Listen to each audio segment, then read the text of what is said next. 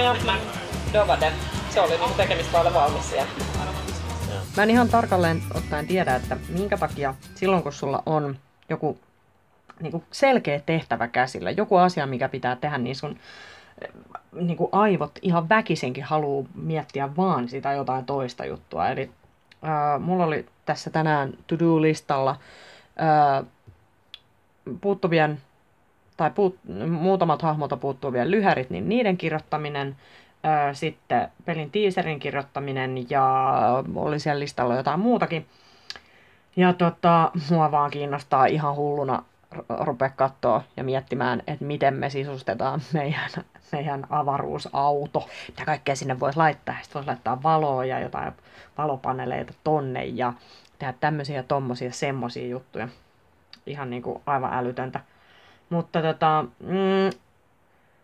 me sovittiin tosiaan, että huomenna tiistaina 2.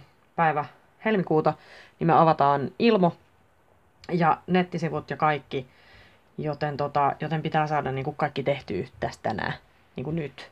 Niin, tai siis huomenna on vielä aikaa, mutta huomenna illalla niin voitaisiin julkaista kaikki.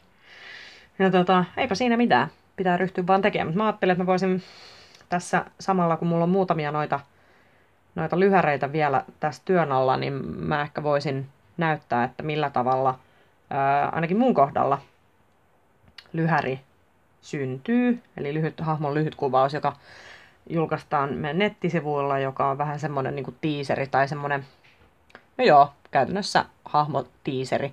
Eli sen avulla pelaaja saa vähän jotain vihiä siitä, että voisiko tämä olla semmoinen mielenkiintoinen hahmo, jota hän haluaisi pelata. Voisin vaikka näyttää, että millä tavalla tämän meidän tietäjän lyhyt kuvaus lähtisi syntymään, koska sitä mä en ole aloittanut niin kuin ollenkaan. Speksit mä tiedän, että niin kuin vähän, että mitä se tulee sisältää ja minkä tyyppinen hahmo se on, mutta kuitenkin.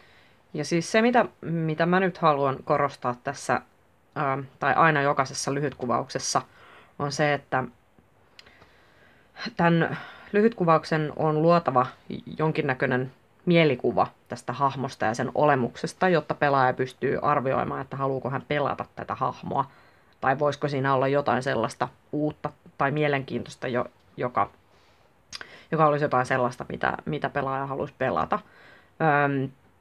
Hyvä lyhytkuvaus antaa mun mielestä myöskin vihiä siitä, tai kertoo jo vähän siitä, että kenen kanssa hahmo tulee olemaan tekemisissä ja minkä tyylistä tämä kanssakäyminen mahdollisesti tulee olemaan. Eli jos hahmo on hirveän aggressiivinen tai hirveän vetäytyvä, niin mun mielestä sen on hyvä tulla ilmi jo tässä lyhytkuvauksessa. Lisäksi hyvä hahmokuvaus herättää mun mielestä aina pelaajan mielenkiinnon, herättää myöskin uteliaisuutta, eli siinä on ehkä joku semmoinen pieni koukku, joka saa pelaajan sitten esittää sen kysymyksen, että haluaisinko mä pelata tollaista hahmoa, haluaisinko mä pelata tollaista kuviota ja mihin toi kuvio mahtaa oikein johtua, mikäköhän se totuus tässä taustalla on. Eli vähän semmoista cliffhanger-meininkiä, joka sitten aukeaa hahmoprofiilin tai sitten hahmoprofiilissa. Ja sitten lisäksi tietenkin, etenkin jos hahmot on sellaisia, joita ei kirjoiteta niin kuin täysin valmiiksi, vaan hahmoa lähdetään ideoimaan sitten pelaajan kanssa, niin sitten lyhytkuvauksen pitää tietenkin herättää se pelaajan luovuus. Eli jotenkin herätellä pelaajaa miettimään, että minkälaisia juttuja tässä hahmossa voisi päästä pelaamaan ja minkälaisia kuvioita ja minkälaisia kontakteja. Ja sitten tietenkin semmoisille tyypeille, jotka tykkää erityisen paljon propata, niin ehkä antaa jotain vihjeä siitä, että miltä tämä hahmo voisi näyttää. Ei tarvitse tietenkään niin kuin sanella sitä, mutta se, että jos herättää sen pelaajan luovuuden, niin sitten hän lähtee jo miettimään itse päässään sitä, että minkälaiset kuteet voisi heittää niskaan. Eli nyt siis tarkoituksena olisi se, että kerrotaan vähän siitä, tai luodaan se mielikuva siitä hahmon olemuksesta, eli meidän tietäjän olemuksesta, joka kuitenkin sit voi joustaa tarvittaessa pelaajan niin kuin toiveiden mukaisesti. Sitten se, että annetaan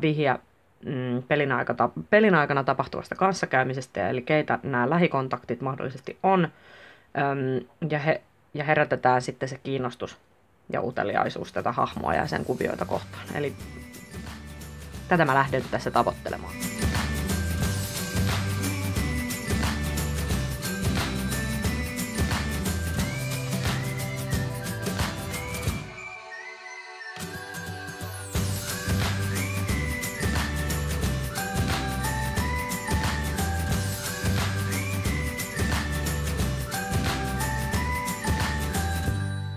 Alright, eli katsotaanpa, että mitä mä oon oikein saanut aikaiseksi.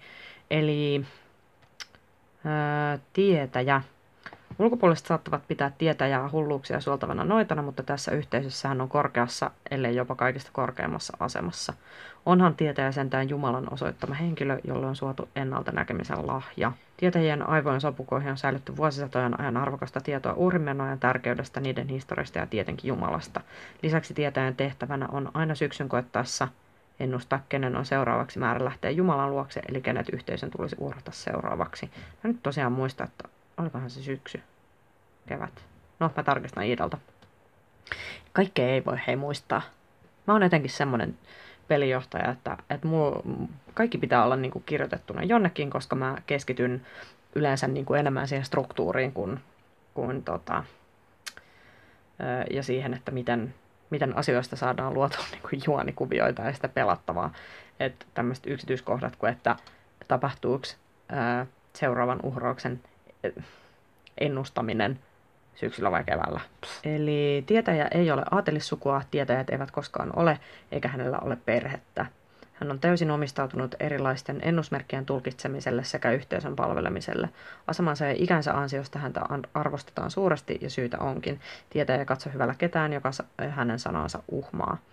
Vain pappi Simeoni tuntuu olevan tarpeeksi tyhmänrohkea vastustaakseen tietäjää julkisesti. Kukaan ei tarkalleen ottaen tiedä, mistä näiden Jumalan palvelijoiden kireät välit ovat saaneet alkuunsa, ovathan ne olleet sellaiset jo Simeonin nuoruusvuosista asti. Outoa kyllä, Simeonin veljentytär Anna tuntuu tulevan tietäjän kanssa varsin hyvin toimeen. Kaksikon välille on syntynyt luottamuksellinen suhde, joka tuntuu ajoittain harmittavan Simeonia.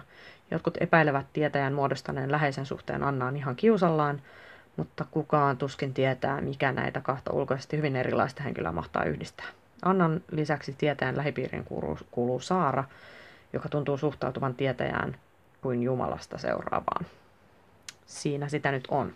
Eli tulikohan checklist niin kuin täytettyä. Eli luo mielikuvan hahmon olemuksesta, mitäköhän siihen viittaavaa on. Ulkopuolista saattaa pitää noitana. Siinä on yksi juttu. Jumalan osoittava henkilö, jolla on ennalta näkemisen lahja, eli hän tietää ja ennustaa. Siitä varmaan ehkä saa jo jonkinnäköisen, tai herää jo jonkinnäköinen mielikuva. Hän ei ole aatelinen, hänellä ei ole perhettä. Joo, ja ei katso hyvällä ketään, joka hänen sanansa uhmaa. Jes, siinä varmaan on niinku tavallaan niitä semmoisia vähäistä tarttumapintaa. Sitten antaa vihja pelin aikana tapahtuvasta kanssakäymisestä. Joo, no tässä nyt sitten mainitaankin, että pappi Simeonin kanssa saattaa olla vähän skismaa. Niillä on kireät välit ja kukaan ei tunnu tietävän miksi. Ja sitten Anna toisaalta myöskin tulee hyvin toimeen, eli ne luottaa toisiinsa. Ja sitten on Saara, joka suhtautuu tietäjään kuin Jumalasta seuraavaan, eli vähän joo, tässä varmaan niin kuin on aika hyvin sitä, että minkälaista kuvioa on luvassa. Herättää pelaajan kiinnostuksen ja uteliaisuuden. Mä luulen, että tämmöinen tavallaan hahmo, jolla on tällainen asema, eli se ennustaa ja se on jotenkin erityinen ja korkeassa asemassa, mutta vähän kummallinen, niin on sellainen aika monia puhutteleva hahmo. Eli tässä nyt ei ihan hirveästi tarvii ehkä miettiä enää sitä, että mitä tähän tarvitsisi lisätä tai mitään sellaista,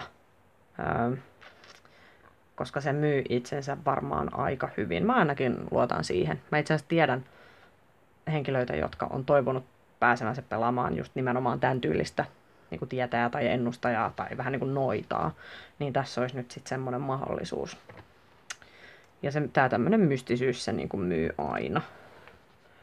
Ja ja sitten onkohan tässä niinku kuvioista jotain semmoista. No tässä oli tää, että minkä takia Simeonin ja tietäjän välit on niin kireet. Ja sitten Simeonin ja Annan suhde. Ja sitten ehkä vielä vähän jotain semmoista cliffhangeria siitä, että minkä takia. Vai pitäisiköhän tähän lisätä vielä, että Saara on tosiaan alkoi jossain vaiheessa suhtautua tietäjän kuin Jumalasta seuraavaan, eli näin ei aina ole ollut. Ehkä mä lisään sen, niin sitten tää on varmaan aika hyvä. Joo. Näin. Näillä mennään. Ja sitten oikoluku ja sen sellaiset niin yksityiskohdat, niin sitten mä luulen, että tää on aika jees. Ei sitä kummallisempaa taida olla.